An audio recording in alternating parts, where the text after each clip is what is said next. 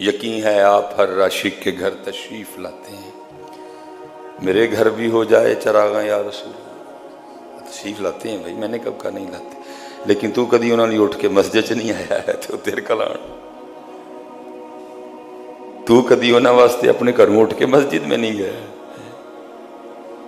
تو بھی تو ذرا اپنے آپ کو دیکھنا. آتے ہیں حضرت، یقین ہے کہ آپ ہر عاشق کے گھر تشریف. تو کبھی ان کے لیے مسجد نہیں گیا؟ تو نے ان کے لیے اپنے چہرے پہ یہ سجائی نہیں کوئی، نہ تیرے سر پہ ٹوپی ہے نہ تیرے سر پہ پگ ہے.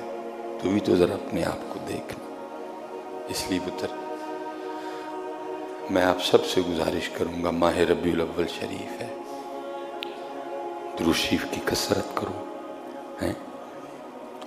اپنے گھروں میں درود پاک کی محافل کا انعقاد کرو. حضرت لازمی نہیں حضرت کو 500 بندہ بلانے سے محفل.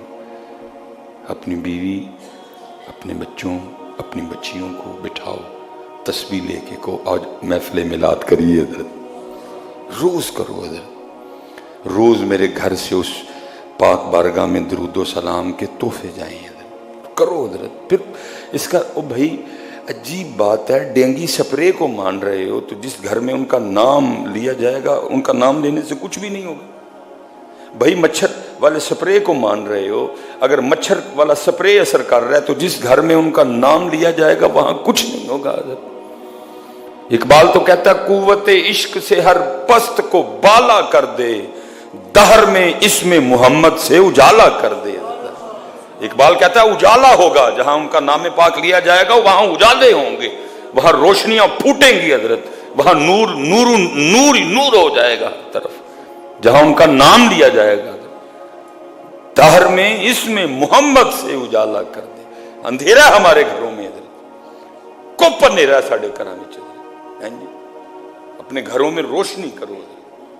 جتنے ابو بیٹھے ہیں میں سب سے گزارش کروں گا، گھر جاؤ سب کو وضو کرواؤ. حضرت سب تسبیحاں لے کے 100 بار نبی پاک علیہ السلام کی ذات والا شان پہ درود پڑھو. حضرت پھر دیکھو کیا ہوتا ہے. حضرت پھر دیکھو حضرت ان کا نام مبارک کرتا کیا ہے. حضرت پھر ان کے نام مبارک کی پھر تم برکتیں دے کر کے تو، لیکن کیا ہے بتوں سے تجھ کو امیدیں خدا سے نا امیدی.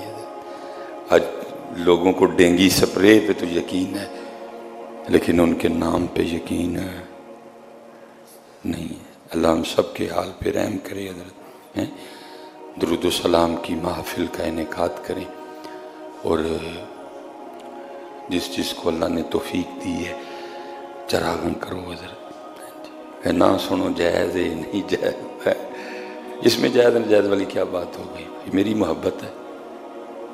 دیکھیں نا یہ تو لیٹرین پہ انہوں نے بیتوں کے پھڈے ڈالے ہوئے ہیں. حضرت بخاری و مسلم کی روایت ہے کہ نبی علیہ السلام جب وضو کرتے تو صحابہ آپ کے وضو کا پانی نیچے گرنے دیتے نہیں تھے.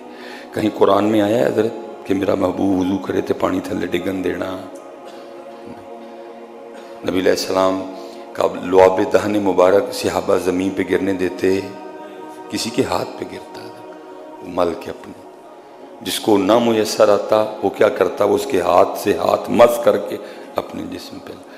اب صحابہ نے پوچھا، نبی علیہ السلام نے پوچھا صحابہ یہ تم کیوں کرتے ہو؟ میرے وضو کا پانی نیچے نہیں گرنے دیتے، میرا لعاب دہن نیچے نہیں گرنے، کیوں کرتے ہو ایسے؟ عرض کی اللہ اور اللہ کے رسول کی محبت میں کرتے ہیں. تو میں کہتا ہوں بھائی اگر ہم بھی لائٹنگ کر رہے ہیں تو ہم بھی ان کی محبت میں کر رہے ہیں. یہ تھے کہ ایویں بے تو کا پھڈا پانا، تو نہیں کرنی تو نہ کر، لیکن ہمیں تو نہ روک. اگر حضرت جی صحابہ نبی علیہ السلام کے وضو کا پانی ان کی محبت میں نیچے نہ گرنے دیں تو اس میں کچھ نہیں. تو بھائی جی میں لائٹاں لا لیں تو کی ہو گیا، لیکن ایویں بس میں نہ مانوں.